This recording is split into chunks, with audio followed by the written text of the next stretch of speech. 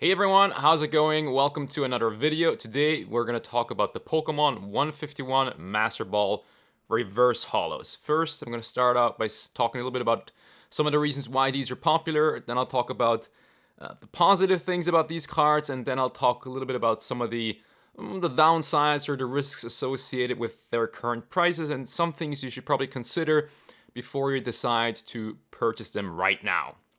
So let's get started. Why are these popular? Why do people like them so much? Well, obviously it's a great set, Gen 1 Pokemon only, that goes without saying. But I think there are a couple of reasons that people don't immediately think about that contribute to their popularity. First of all, we've been hearing a lot of talk on the English side of things of people being disappointed with current Scarlet and Violet pull rates. A lot of people are talking about how the hits are too easy to pull and there isn't really any chase anymore.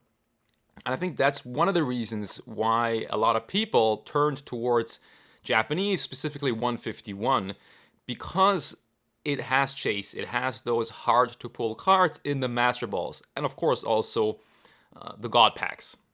There's the obvious reason as well that up until right now, as of the recording of this video, the English set hasn't come out yet. It's gonna release soon. But this set has been an exclusive Japanese set for basically 3 months, which is crazy. So obviously a lot of attention has been going towards the Japanese cards. And then lastly, grading is becoming more and more of a thing. More and more people are grading their own cards. More people are trying to grade cards to, sell for a profit. And of course, this set being this good and these cards being exclusive to Japan, they are very attractive or good candidates for grading. And I think that's another reason why a lot of people have been turning towards Japanese and this set in particular, Master Balls in particular, I should say. So let's talk about some of the good things. Why are these good cards? Well, some of the points I already brought up previously, but of course it's Japanese exclusive. They are unique to the Japanese release, which obviously is a very good thing for these cards. The next thing, I mentioned people like this set because it is full of Gen 1 Pokemon and only Gen 1 Pokemon. And that's not just a good thing for people's nostalgia and just people's love for Gen 1, but also it means that even if you pull a card, let's say you open a booster box, right? And you pull a card like, let's say this Lickitung, you would probably be disappointed you didn't get one of the better pulls, but even this Lickitung, because it is Gen 1, is probably more popular than like 90% of other Pokemon out there. Of all the gens, all the Pokemon across all the generations, Lickitung is probably more popular than like 90% of them. And so even the cards that aren't really that good still feel better to a lot of people than another Pokemon would. Now, of course, there are Master Ball trainers like the Cycling Road, the safety goggles. No one wants those. Lastly, again, I've mentioned it before briefly, but they are very, very difficult to pull. Pulling any of these three you see in front of you, or, the Slowpoke, some of the more popular cards, good luck. If you open a booster box, good luck pulling the card you're looking for.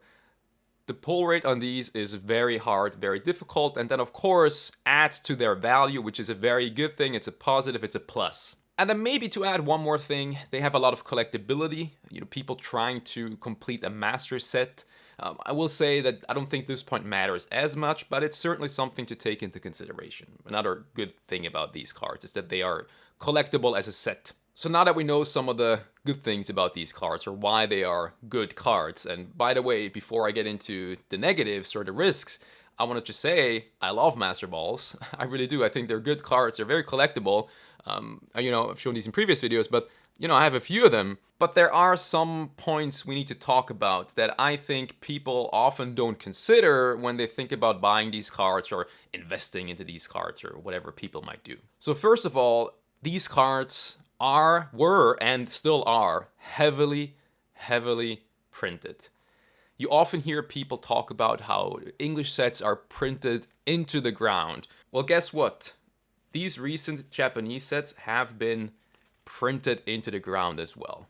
Well, yeah, these cards are printed like crazy. There are thousands and thousands and thousands of each of these Master Balls out there in the wild. That is not a good thing when it comes to their value. Obviously, they are hard to pull. I understand that, I know that, but don't underestimate how many of these are printed and end up in people's hands, collections on the secondary market, etc. A lot of them. The counter arguments that people usually use are that, well, first of all, people will say, well, they're only printed for the Japanese market. And that's just not really true anymore. So many boxes are shipped out of Japan, while they are intended for the Japanese market. If really there was no outside demand, print numbers would be smaller.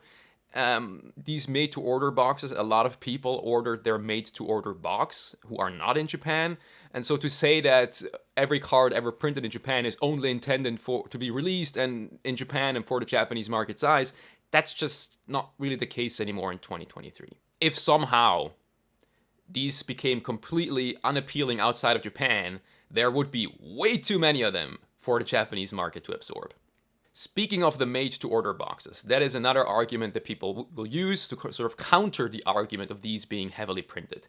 People will say, well, the made-to-order boxes, they're only one per person, so really, it makes no difference. To that I say, just not the case. Made-to-order, one per person limit, that is something that's in the fine prints on paper, technically. However, I live in Japan. I ordered my one box that should be arriving soon, which is exciting, but I could have asked 20 of my friends in Japan who don't collect Pokemon cards to just sign up, make an account, and order a box, and then send it to me. And I would have 21 boxes, 20 from my friends plus mine.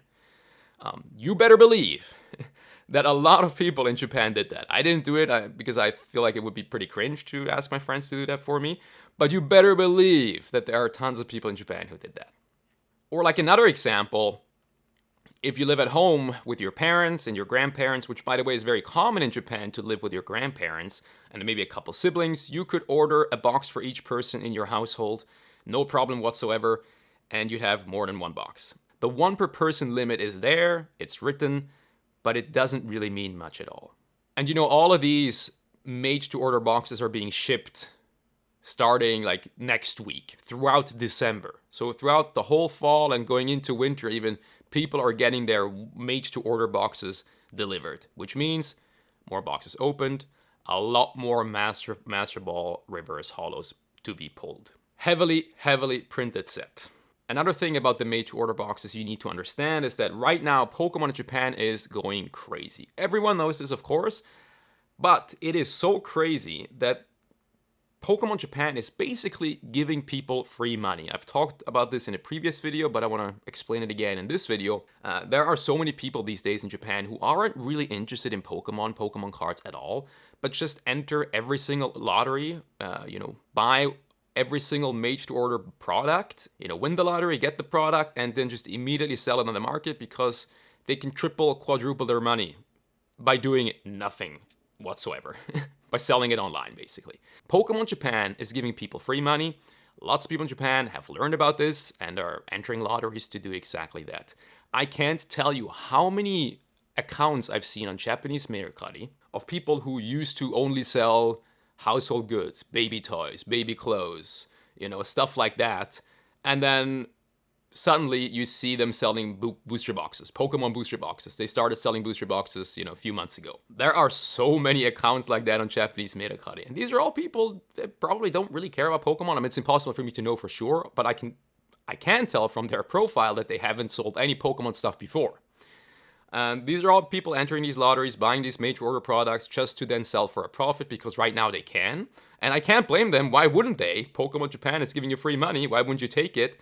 So just another reason to understand that the made-to-order thing really does matter. And there are a lot of these boxes being shipped to people over the next coming months. Lots of them. So be prepared. There are going to be a lot of Master Balls. And I'm just mentioning these examples to counter the argument that you often hear online of people talking about how everything is only printed for Japan and Japanese print numbers are small and all of this stuff. It's just not really true anymore in 2023.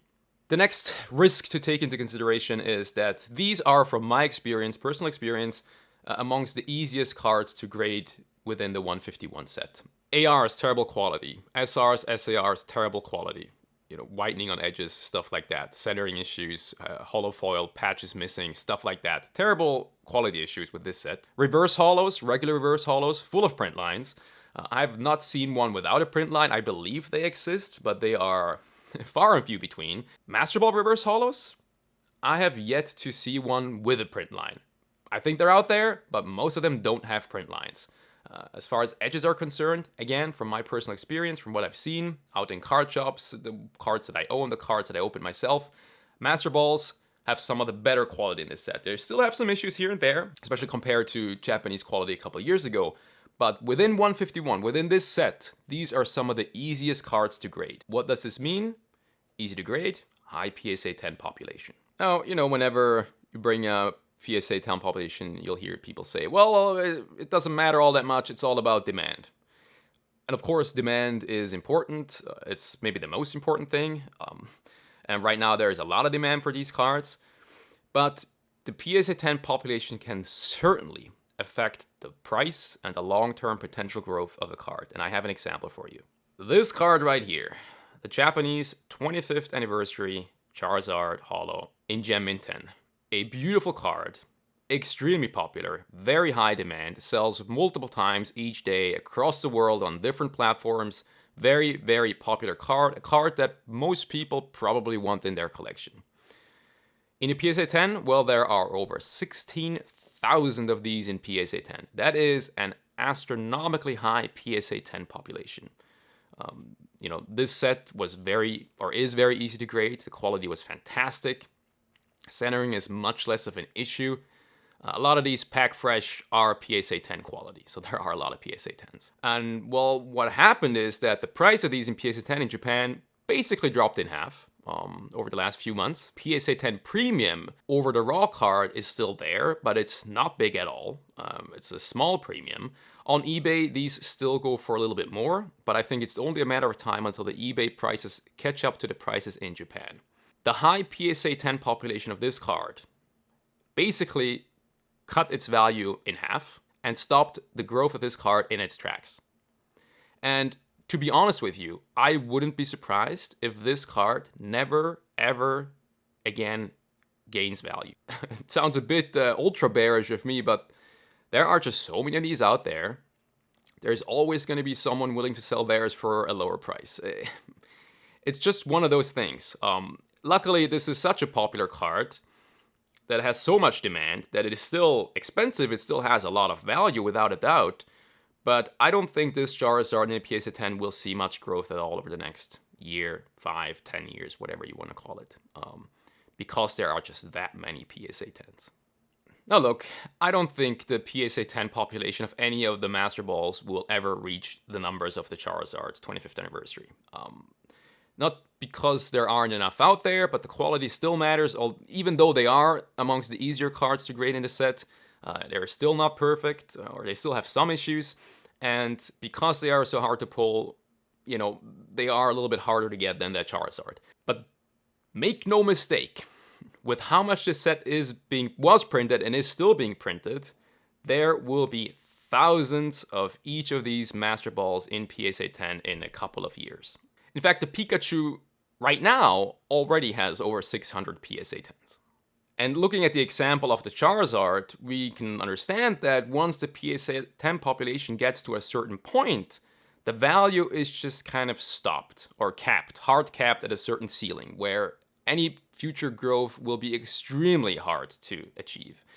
And this is one of the reasons why I think you should be careful investing in Master Balls or putting a lot of money into Master Balls, because I think there will be a lot of these in PSA 10 in a couple of years. Until that point, the value is probably going to go up and down a little bit. It's going to be who knows what, but ultimately, I think these have a very hard cap or a ceiling of how much they can actually ever be worth, just because there will be a lot of PSA 10s. Look, all of this is me speculating. I'm trying to give you an honest and a neutral, objective opinion as someone who likes these cards. And I cannot predict the future. This is just me speculating, but we can look at other popular cards like the Charizard and learn from those numbers and that example. One thing you also need to understand is that Master Balls right now are the most popular they will probably ever be. Everyone talks about Master Balls, the English set not having come out yet, It's Master Ball, Master Ball, Master Ball. If you go online on Reddit, it's all talks about Master Ball.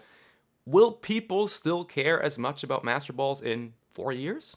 Maybe, maybe not. Just something to consider. And if less people care about it, the demand cannot keep up with an ever-growing PSA 10 population.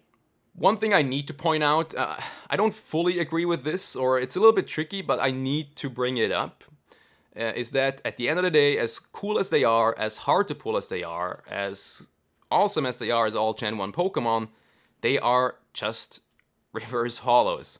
This is something we need to, take into consideration and not forget about. Look, a card doesn't have to have an alternate art. It doesn't have to have texture to be valuable. I thoroughly believe that. But these having the same artwork as the regular cards and almost the same pattern as the regular reverse holos, it's certainly not a positive. It certainly doesn't help these cards. Even if it's not a huge negative, it definitely is not a positive. Another argument I've been reading online frequently is the argument that once the English set comes out, Master Balls will become even more expensive because people will realize there are no Master Balls in the English set. And that I really don't believe will happen. If we look at the past, what usually happens with the value or the prices for Japanese cards once the English set comes out is they go down. The booster box prices come down, single prices come down. This is what usually happens once the English set releases. Why? Because a lot of people who are interested in these cards, well, they can now just walk into their store and buy booster packs at regular price. They don't have to overspend on Japanese packs anymore. A lot of the attention on the Japanese set shifts away onto the English set. And that results in prices coming down. And then the general sort of fatigue with the set that people just lose interest over time, naturally. I do not think English not having Master Balls will result to these shooting up in value because, I think a lot of people who actually care about Master Balls already know that they won't be in English. So I highly doubt the English release will result in the Master Balls becoming more expensive somehow, especially considering that after the English set comes out, all the Japanese made-to-order boxes will be shipped out. September, October, November, December. 4 months of boxes being shipped to people. My last point that I want to bring up, it applies to the Master Balls, but it's the same really for, I would say, all modern chase cards. And that's the fact that, in my opinion, a lot of the potential future growth is already factored into the current price, I should say. People saw what happened to Pokemon prices during the COVID boom bubble period. And ever since then, we've had these insanely expensive cards right on release. That was never really a thing in the past. Some of the craziest ones were the Iono and Miriam SCRs in Japanese. Over $1,000 on release. That's outrageous. And I think a lot of this has to do with the fact that people are willing to pay these prices because they think that in a few years they'll be worth even more. And I just have a really hard time believing that. I think a lot of these modern expensive chase cards are at either their highest value ever, or if there is any growth in the future, it's going to be very small. Let's take the Pikachu Master Ball, for example. I don't have one because I thought it was always too expensive, but again, that's just my opinion. But let's take the Pikachu, okay? It's now about a $250 card. Let's say, had this set, 151, come out in 2015, 8 years ago, I think, I was in the hobby at the time, I was collecting Japanese cards at the time. I think a card like the Pikachu, popular Pokemon, unique reverse holo pattern, hard to pull, I think at the time it would have been like a $25 card, plus or minus a little bit, but let's call it 25 bucks. And then, jump forward from 2015 to today, 8 years into the future, to the present moment, the Pikachu being $250, I wouldn't be surprised. I would be like, oh yeah, that makes sense. The card is 8 years old, It's had 8 years of growth back in 2015. Not everyone was sleeving their cards. It's hard to find in mint condition. It's hard to pull. It's a Pikachu. All of this stuff. 250 bucks. Yeah, it makes sense to me. But that's not what happened. It's 250 bucks right now, 3 months after its release. So, that 10x value increase from 2015 to today in the example I gave, that's something I could understand and kind of agree with in a sense.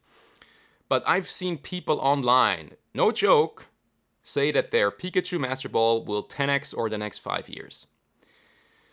I highly doubt the Pikachu will ever be $2,500. Again, I cannot predict the future. The point of this video is not to make predictions, not financial advice, obviously. This is just me giving reasons why I think you should be careful. Just my opinion. And so my point is that, look, I think they are great cards. I love Master Balls. I've been showing some of these throughout this video. I really like them.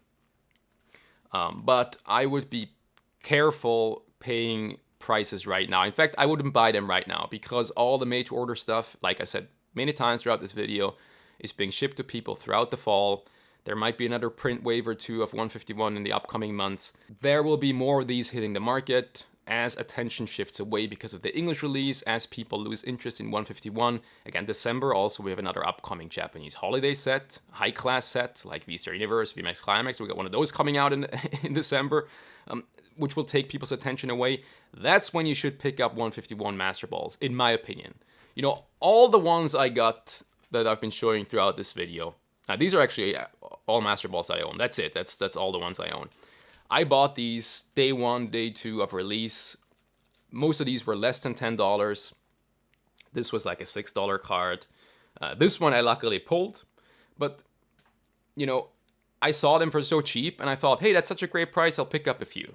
But they've since gone up in value so much. I mean, all of these are like 4 times as expensive as what I paid. And so I didn't have any issue paying what I paid because I felt those were good prices. But I'm not buying them now and I've not bought a single one since. But that's basically it. You know, I love Master Balls.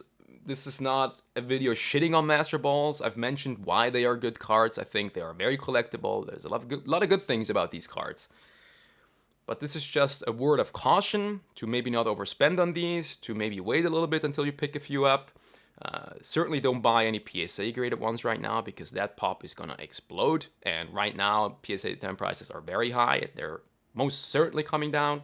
Look, just information for you to take into consideration before you make a purchase, before you make a decision. That's all this video is about. I hope it was somehow helpful in some way. But yeah, let me know in the comments what you think. I would love to hear your opinions. Let's have a bit of a discussion in the comments. And if you enjoyed the video, don't forget to leave a thumbs up. Thank you very much for that.